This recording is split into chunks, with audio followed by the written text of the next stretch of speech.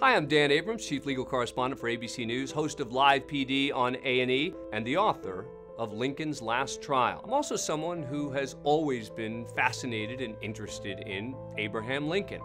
What I've learned is there's a lot about his legal career that I didn't know. I didn't know that he had tried 27 murder cases, and I certainly didn't know about the 1859 case from 9 months before he got the Republican nomination. It's a fascinating story about a guy named Peachy Quinn Harrison, charged with murder.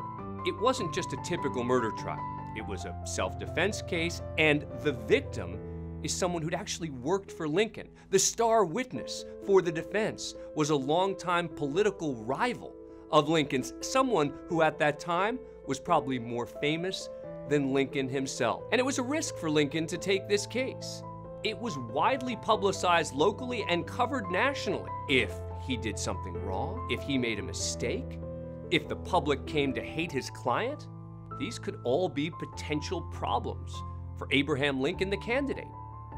Maybe the most amazing thing about this particular trial, there's a full transcript, a handwritten transcript. Those didn't exist back then, but the family of the defendant had actually paid the protagonist of our book to write down every word from the case, and that means we've got Lincoln's interactions with witnesses. We've got Lincoln's cross-examination. We've got Lincoln the lawyer. So my co-author, David Fisher, and I have taken the history, everything we know about Lincoln at this time, and combined it with this relatively recently discovered transcript and created what I hope is a compelling book in Lincoln's Last Trial.